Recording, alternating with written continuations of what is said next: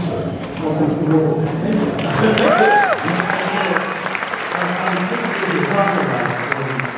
Whenever Spencer inevitably writes his Broadway show, undoubtedly in it. So, that would be great. We've even chatted. Oh my God, we should totally be on stage together. it's pretty cool. We sometimes bust out some vignettes or something like that.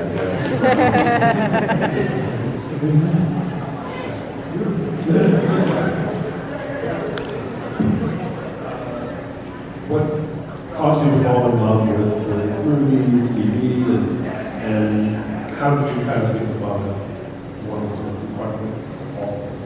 Yeah, I was raised by my mom and my grandmom, and when my mom was at work, I would always watch I Love Lucy with her, so Lucille Ball is a huge inspiration to me. Sally Field, God, so many women. But also, I love Jackie Chan and Bruce Lee and Michelle Yeoh, and that inspired me to do martial arts, and I've been doing martial arts for about 20 years, and my goal was to be like a Jackie Chan type of character. Like, I really wanted to do martial arts in like silly comedy movies like Rush Hour. And I'm still hoping to do that. Like, I still train and I still, so ever since then, I just like started taking acting in 2017, and I don't know, I've been lucky, I guess. I'm to work with talented artists, and that's it. My dogs are Lucy in that film. Respect. Yeah, that's I mean, and the fact that that's a piece of pop culture history that endures and is timeless. It's so timeless. Like, you can watch it at any point. In fact, she was like the first CEO ever for her own production company. Like, female CEO. The fact that she produced Star Trek was associated with her. I was commented. I mean, really cool. Hey, this is the I Love Lucy now. No, I love her. Talk about it. Oh, no, absolutely. But horror, have always loved. My mom got me into horror. My father got me into horror. My first ever horror film was Poltergeist. And ever since then, I've been terrified of clowns. And it's this is the franchise I'm part of.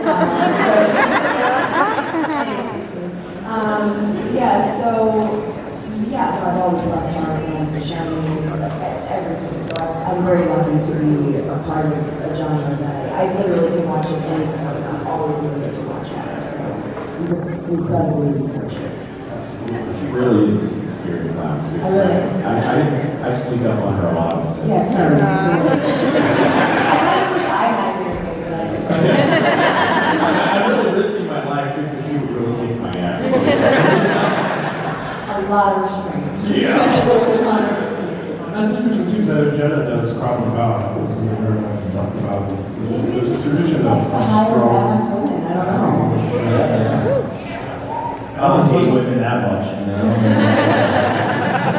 And there's got to be some kind of psychology to like the fear of clowns, right? Because that is a legitimate thing.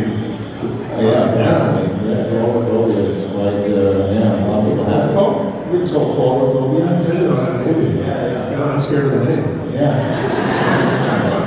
I think a lot of it, though, has to come down to just the white face. The white face making makeup on the face. Just taking, it's like why Linda Blair's face is so terrifying in The Exorcist. I don't think clowns that don't have that are as scary as the ones that just look all the way. You know, I think that it's overlooked because I think that's synonymous with death. You know, the things taken away from your face. That shouldn't be looking at you and smiling. You know? Interesting. We'll have to convey this theory to Jamie Ball from Twisted. There you go. Twisted fans in here? So I saw you applaud when she said Poltergeist. So I know you've seen at least one horror movie. I actually grew up as a horror fan. I mean, the very first horror movie I've ever seen was House of a Thousand Corpses. There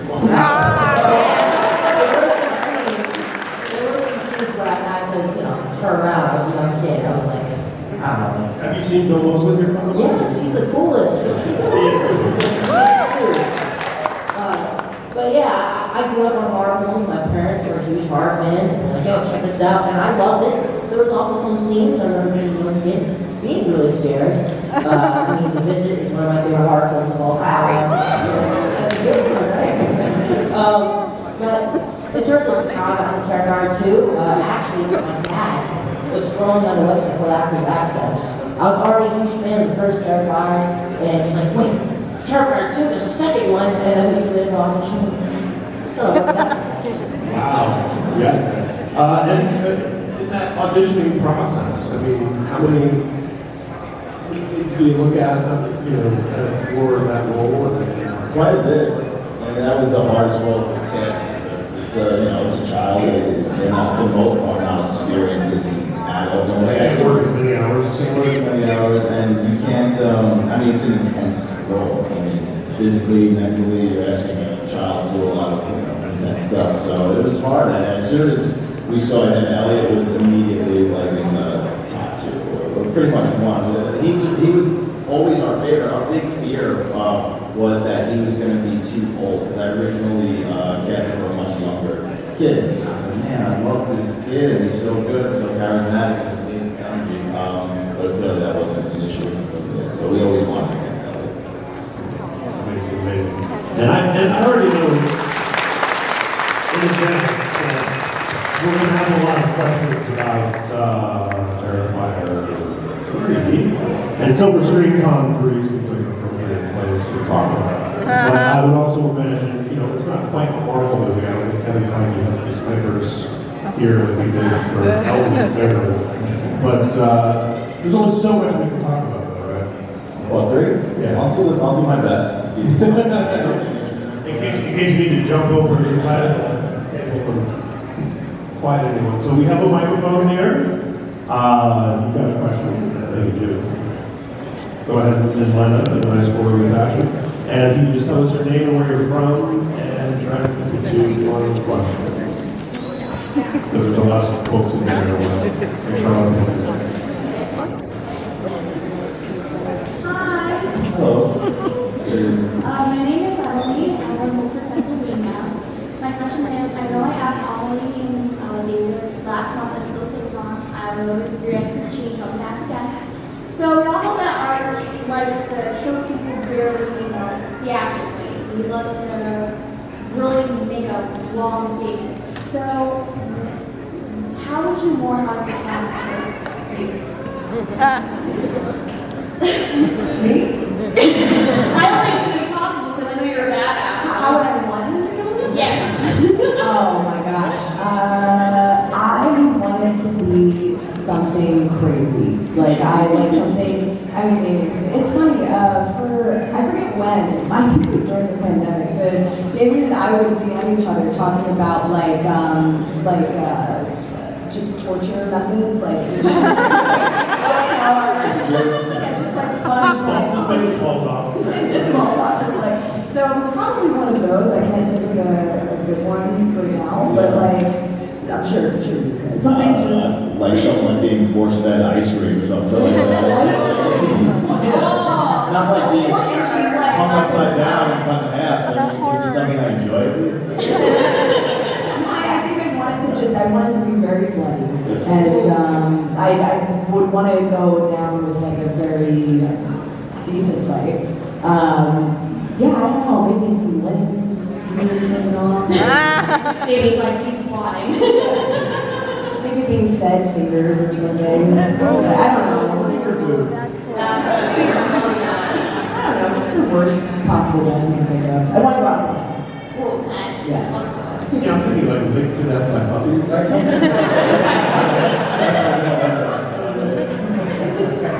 question.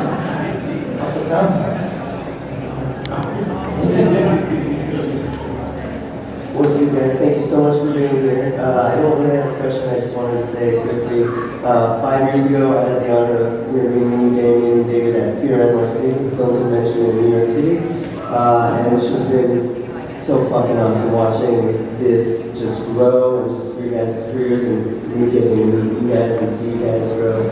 It's just an honor, so thank you so much for your work, and I'm so fucking excited for Terrifier 7. And B1 3.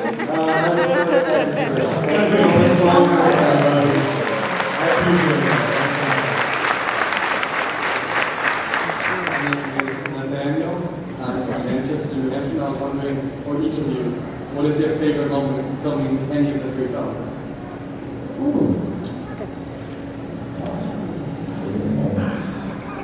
There's a difference though between favorite moments of actually filming and favorite scenes. I think the most fun I've ever had, probably the hardest I ever laughed filming was in Terrifier. The first one was Dave riding on a bicycle. 4 o'clock in the morning, we were all so delirious and just seeing him try and ride that and really crashing. I mean, he crashes, that was good with that movie. I mean, he was singing. Because there's a lot of times we'll be speaking like during the action of the film or making noises all the time, and then I just cut out the audio. You know? So then he's just riding in circles, singing, you know, bicycle. That was fun. Things like that are fun. It's usually really grueling and stressful, but that was a nice moment.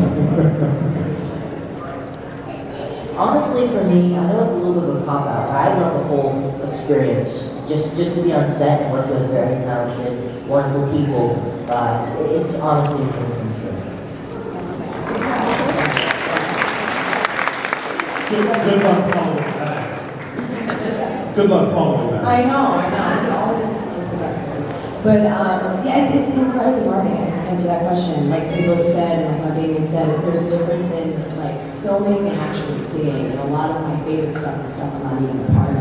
And there was a moment in Terrifier 3 where Dave and I are looking at each other, and I didn't hear about this moment, and he just looks insane in this moment. And no one has a better view than me, because I'm right in front of him. And I mean, the camera's gonna pick it up, but like, I'm very excited for the people. And Damien probably also knows which one we're talking about. I'm very excited for people to see that one. And also just like working with these actors is a dream come true, and being able to collaborate with Damien, who's so collaborative. It's just, I mean, it's incredibly hard to answer that question. I'm just lucky. I like it all.